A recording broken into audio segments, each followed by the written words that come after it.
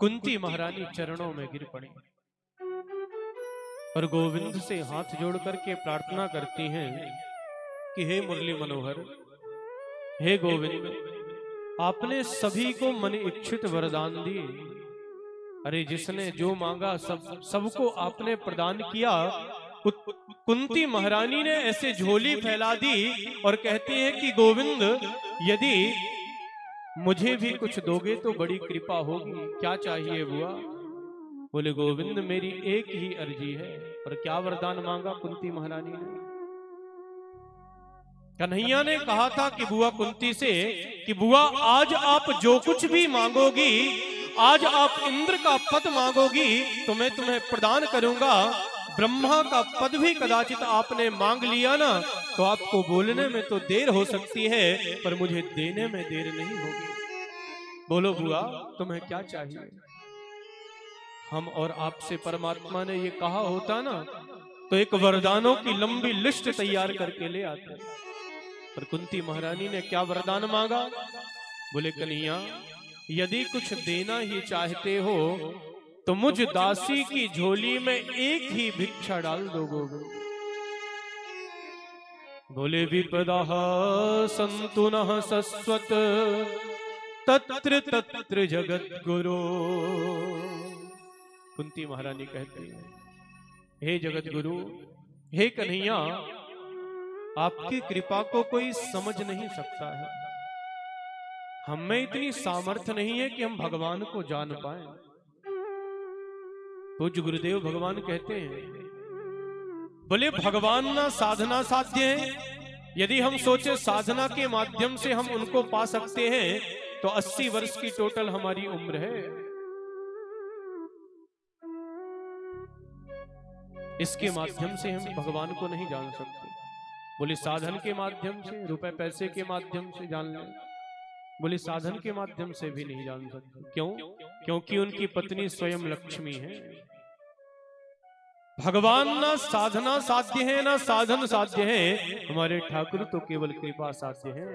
वो जब कृपा करते हैं तभी हम उन्हें जान सकते हैं। कुंती महारानी कहती है, कन्हैया, सोई जानहु देहु जे ही जनाई, जानत तुम ही हुई जाई।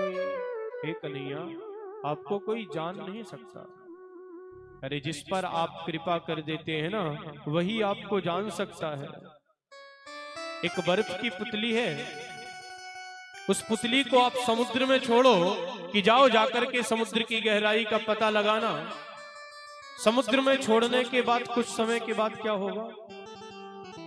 वो अपना नाम और रूप खो देगी ना।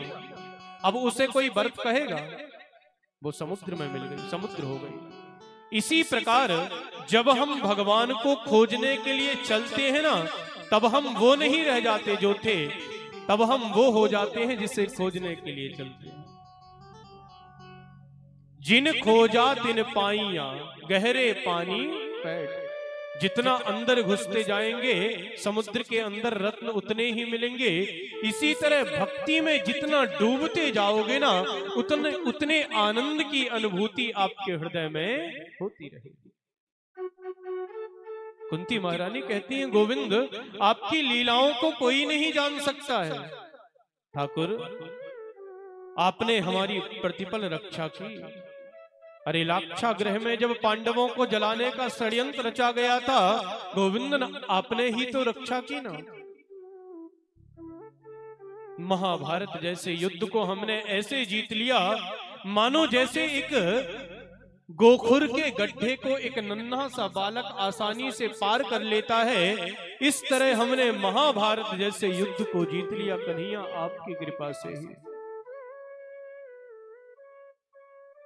यद्यपि पांडवों में इतनी सामर्थ्य नहीं थी। जैसे योद्धा थे ना कौरवों की तरफ से, द्रोणाचार्य, भीष्म पितामह तो चाहते तो 5 मिनट में पांडवों की सारी सेना का संहार कर देते, पर हमारे कन्हैया बैठे हुए थे।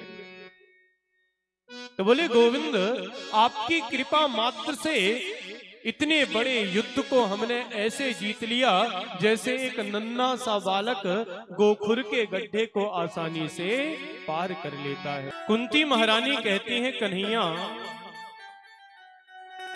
आपने हमारी पल पल में रक्षा की, प्रतिपल आपने हमारा साथ दिया गोविंद। अरे जब हमारी पुत्र वधू द्रौपदी जो है अस्त सभा में अपनी लज्जा की भिक्षा मांग रही थी, किसी ने उसकी रक्षा नहीं की। गोविंद सभी ने हाथ खड़े कर दिए, द्रोणाचार्य, भीष्म पितामह, पांचों पांडव सभी ने हाथ खड़े कर दिए, किसी ने गोविंद उसकी रक्षा नहीं की। जब चारों तरफ से द्रौपदी हार गई ना, तो द्रौपदी महारानी ने दोनों हाथ खड़े कर दिए थे, बोले हा कृष्ण द्वारिकावासी कृष्ण गोपी जन प्रियो कौरवैः परिभूताम्मा किम न रक्षसि केशव। हे केशव आप मेरी रक्षा नहीं करोगे। हा कृष्ण द्वारिकावासी, हे गोविंद आप मेरी रक्षा करो, क्योंकि दुशासन जो है ना साड़ी खींच रहा था। दुशासन ने जब हाथ अपने बढ़ाए तो द्रग बिंदु थे द्रौपदी ने गिराए, कि हर तार था आपका रूप धारे, हरे कृष्ण गोविंद मोहन मुरारे।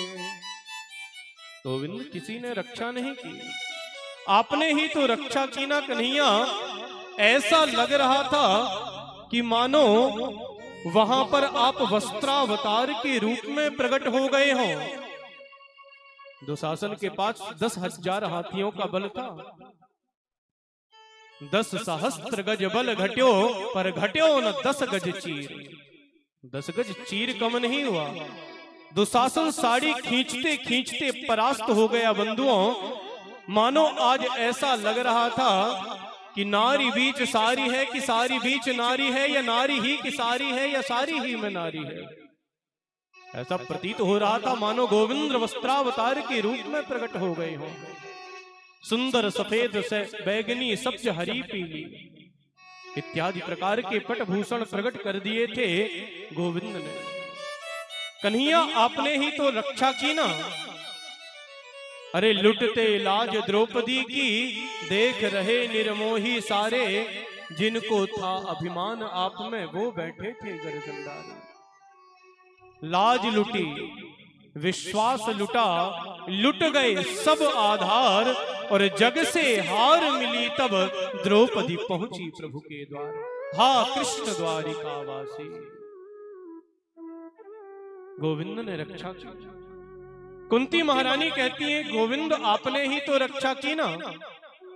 लाज रखो हे कृष्ण मुरारी।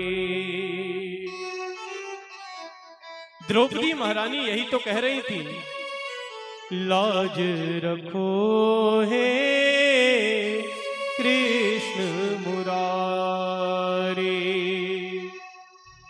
हे वनवारी हे गिरधारी, लाज रखो हे बांके बिहारी।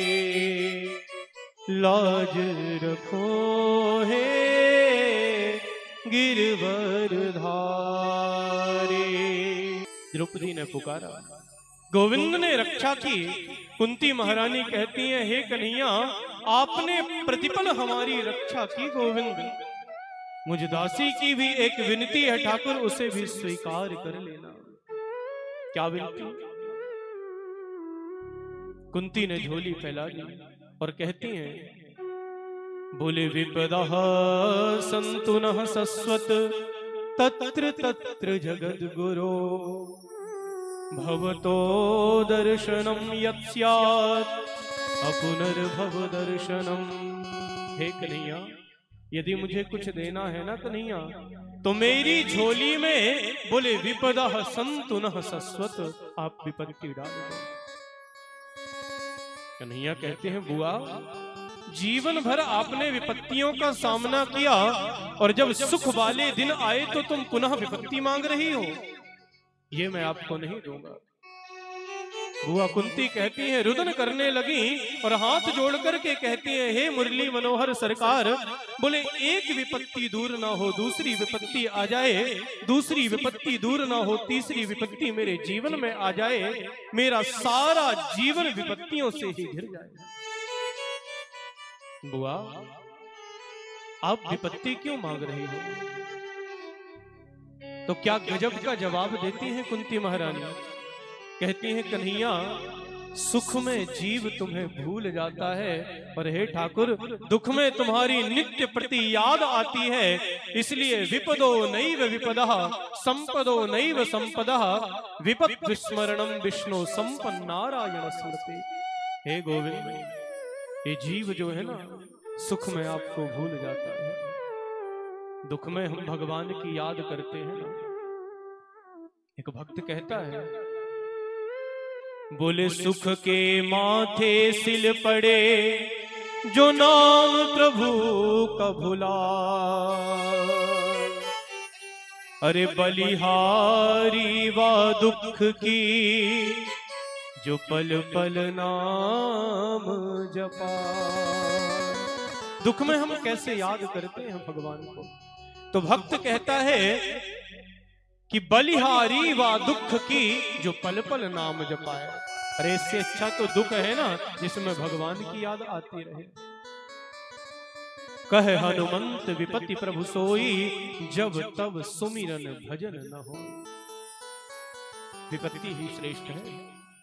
कुंती महारानी कहती है, कन्हैया विपदो नैव विपदः, वो विपत्ति विपत्ति नहीं है कन्हैया, और संपदो नैव संपदः, वो संपत्ति संपत्ति भी नहीं है।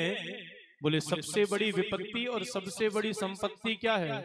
बोले विपत् विस्मरणम विष्णु संपन्न नारायण स्मृति। बोले जीव आपको भूल जाए वही सबसे बड़ी विपत्ति, और गोविंद दुख में आप याद आते हैं यही हमारे लिए सबसे बड़ी संपत्ति है। देखते हो ना, जो भक्त होते हैं भगवान के, वो परमात्मा के लिए रुदन करते हैं, क्योंकि बिन रोए मिलता नहीं प्रेम प्यारो मीत।